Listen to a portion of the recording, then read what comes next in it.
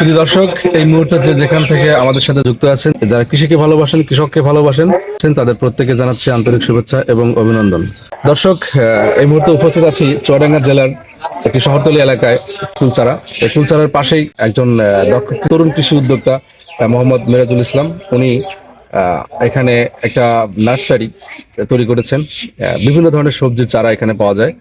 তো আমরা পরিচয় করে দেবো আমাদের নতুন উদ্যোক্তার সাথে, এবং এখানে আপনারা একটা মানসম্মত কিছু সবজি চারা পাবেন, কি কি চারা পাবেন, কোন সময় পাবেন, সে বিস্তারিত আমরা জানিয়ে দেওয়ার চেষ্টা করব। তো আশা করি সম্পূর্ণ ভিডিও জুড়ে আপনারা আমাদের সাথেই থাকবেন। তো মিরাজ ভাই, ভালো আছেন? জি, আলহামদুলিল্লাহ। তো হঠাৎ করে আপনি নার্সারির দিকে গেলেন কি জন্য? নার্সারির দিকে যাওয়ার প্রধান উদ্দেশ্য হচ্ছে যাতে কৃষক মূলত অনেক জায়গা থেকে চারা কিনে, বীজ কিনে প্রতারিত হয়। আর যাতে প্রতারিত না হয় সেই জন্য আমি তাদের সুস্থ সবল চারা করার জন্য আমি এই উদ্যোগটা নিয়েছি, যাতে কৃষক প্রতারিত না হয়। আচ্ছা, আমরাও জানি যে আসলে চাষিরা বিভিন্ন সময় তার এলাকার, তার নিজের জমির মাটি বা হচ্ছে বীজের যে ভিগোরিয়াসটা সঠিকভাবে রাখার জন্য যে কৌশলগুলা, এগুলোর থেকে চাষি কিন্তু কিছুটা অজ্ঞ থাকে। সব চাষি আসলে সুন্দর চারা তৈরি করতে পারে না। আসলে আপনি চাষিকে সুন্দর গুণগত মানসম্পন্ন সুস্থ সবল চারা উপহার দেওয়ার জন্যই মূলত এই পেশায় নামছেন। নার্সারিটা আপনার কতদিন বয়স? গত 5 মাস হয়েছে। 5 মাস বয়স হয়েছে। চাষিকে আসলে উপকৃত হচ্ছে? জি জি, ইনশাল্লাহ চাষি তো অনেক উপকৃত হয়েছে। এখানে আমার কাছ থেকে যে চারাগুলো নিয়েছে, তাই সে চারা নিয়ে অনেকগুলো টাকা সে বিক্রি করতে পারছে। মানে চারাটা নিয়ে ফসলটা করার পরে অনেক টাকা পাইছে। কারণ ওই সময় আগাম যে সমস্ত সবজি চারা করেছে, তো সেই চারাতে তারা ওই সময় চারা করতে পারে না অতিরিক্ত তাপের কারণে। আর আমি এখানে মূলত নার্সারিতে করছি, ট্রেতে করছি, মানসম্মত কোকোপিট সার দিয়ে। এই চারাটা যে সুস্থ সবলের জন্য আপনি কি কি পদক্ষেপ গ্রহণ করছেন? মূলত সুস্থ সবল চারা মানে মাটিতে বিভিন্ন রোগ জীবাণু থাকে, কিন্তু আমি যেটা করি সেটা হচ্ছে মূলত কোকোপিট সার। এখানে মাটিবিহীন চারা তৈরি করি, যা সুস্থ সবল। মানে কোনো মাটি নেই না, কোনো মাটিবিহীন, মানে মাটির স্পর্শই এখানে নাই। এখানে মূলত আমি কোকোপিট সার দিয়ে তৈরি করি, যেখানে কোনো জীবাণু, ব্যাকটেরিয়া, ছত্রাক এখানে আক্রমণ করতে পারে না, যার কারণে একটা সুস্থ সবল চারা হয়। চারা গজানোর পরে কি আপনি কোনো ওষুধ ব্যবহার করছেন? চারা গজানোর পরে মানে বীজটা জার্মিনেশন হওয়ার পরে আমি মূলত এটা বিভিন্ন ছত্রাকনাশক, বিভিন্ন কীটনাশক এটা স্প্রে করা লাগে, যাতে চারাটা কোনো জীবাণু দ্বারা আক্রান্ত না হয়। এটা কিছু দিতে হয়, কারণ না দিলে তো মনে করেন অনেক সময় চারা পচে যাওয়ার ভয় থাকে। মানে রোগমুক্ত রাখার জন্য এগুলো করতে হবে। এই যে শেড করছেন, এই শেডের উপকারিতা কি? উপকারিতা হচ্ছে একটাই, যে এখানে যাতে কোনো প্রকার পোকামাকড় আক্রমণ করতে না পারে।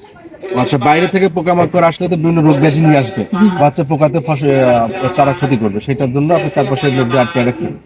আচ্ছা, আমরা জানি এটা বহির্বিশ্বের গ্রিন হাউস যে একটা সিস্টেম ছিল, এটা তারই একটা বহিঃপ্রকাশ।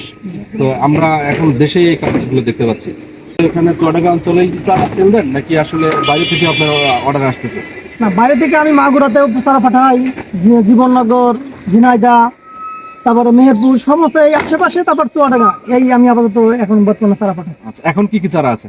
এখন মূলত কি সবজির চারা আছে? এখন টমেটো আছে, মরিচ, বেগুন, ফুলকপি, বাঁধাকপি, এগুলোই বর্তমানে আছে।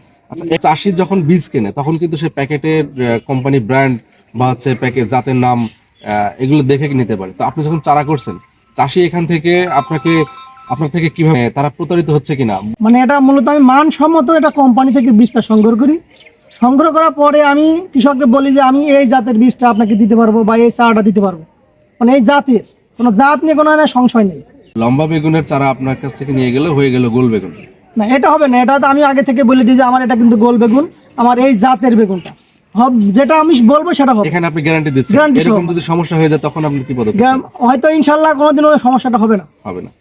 মানে এটা আমি তো নিজে পরীক্ষিত করে তারপর ওটা দিই।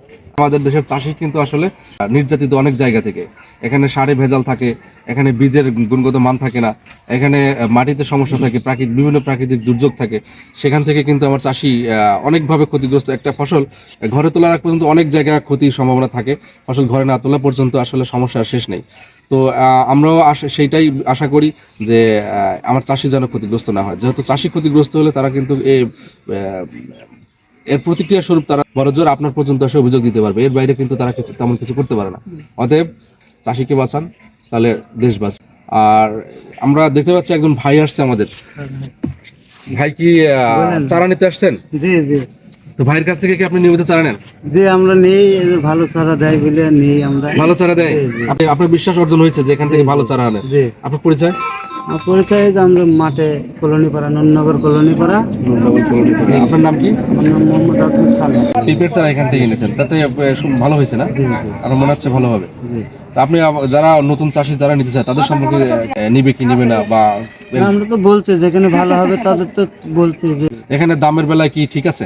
দাম কি বেশি হয় নাকি কম হয়? না, ঠিকই ধরে। এখান থেকে চারা নিয়ে যান নাকি আর চারা পাঠায় দেয়? কিভাবে পাঠায় দেয়, আবার এসে নিয়েও যায় এসে বললে। নিয়ে যায়? আচ্ছা, আপনি অনুমতি দিলে আমরা আপনার নাম্বারটা চাষিদের হাতে দিতে চাই। ইনশাল্লাহ আমি আপনার নাম্বার দেবো। তো শুধু দর্শক, আজকে মতো এই পর্যন্তই। দেখা হবে পরের কোনো ভিডিওতে। পরের পর্যন্ত সবাই ভালো থাকবেন। আসসালামু আলাইকুম।